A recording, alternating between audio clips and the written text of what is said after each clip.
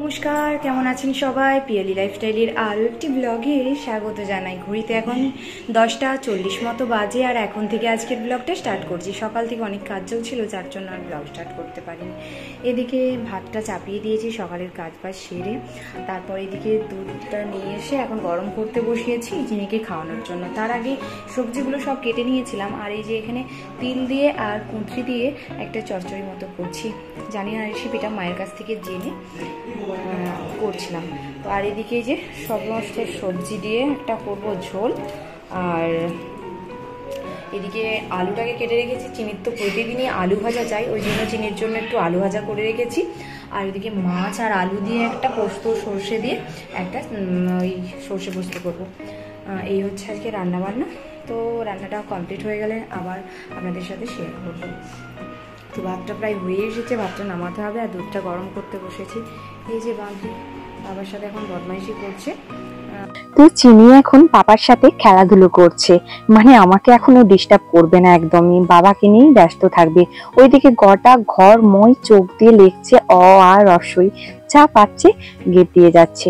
আর এদিকে আমার ভাতটা ফুটে এসেছে, আর দুধটাও গরম করতে বসিয়ে দিয়েছি। চিনিকে এখন আমি দুধ খাওয়াবো।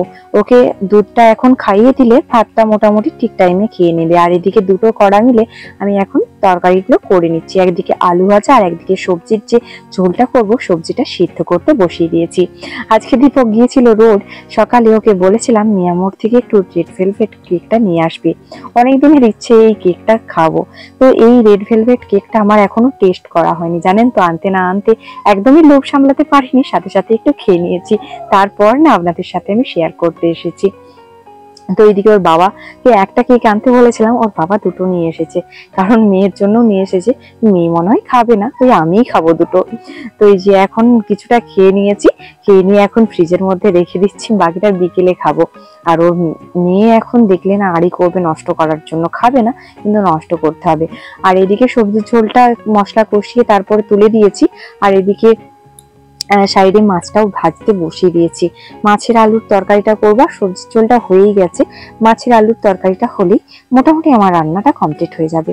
তারপরে যে বাঁদরিকে এইদিকে স্নান করাতে নিয়ে যাবো। বাঁদরি দেখেছেন আমার ডাইনিংটাকে কি করেছে, একদম পুরো লেখে একদম নষ্ট করে দিচ্ছি। তারপর চিনিকে স্নান ধান করিয়েছি, করিয়ে এখন চলে এসেছি দুপুরের জন্য ওকে খাবার খাওয়াতে, মানে ওর লাঞ্চটা করাতে।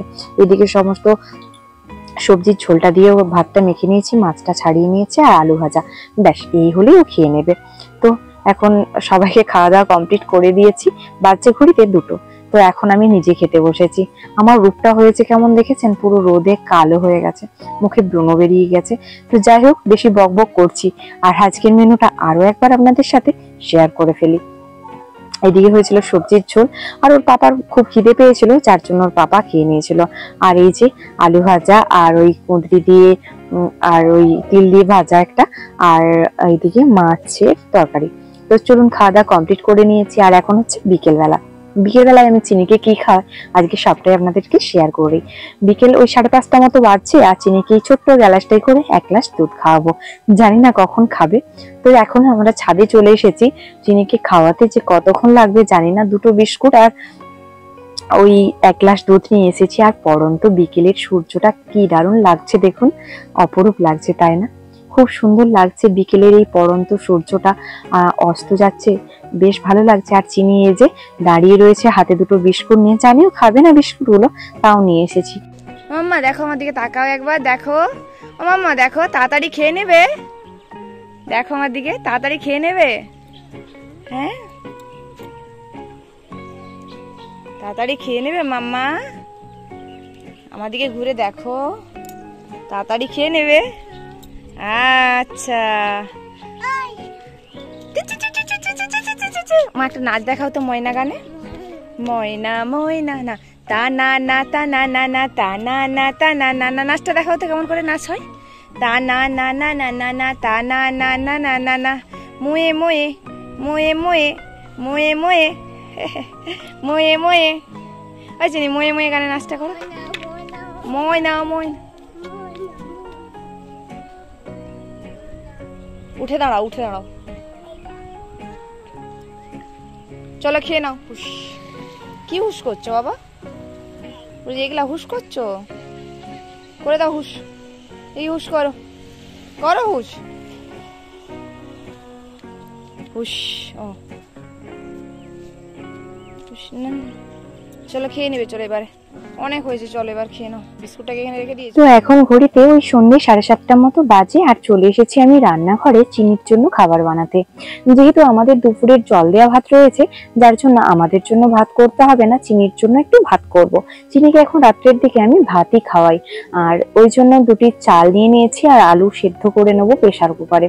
কিছুদিন আগে ওকে ডাল দিয়েই রাত্রিবেলায় ভাতটা খাওয়াচ্ছিলাম, দেখছি যে ডাল দিয়ে একদমই খেতে চাইছে না। এখন দেখছি ওকে দুধ দিয়ে ভাত খাওয়ালে খেয়ে নিচ্ছে।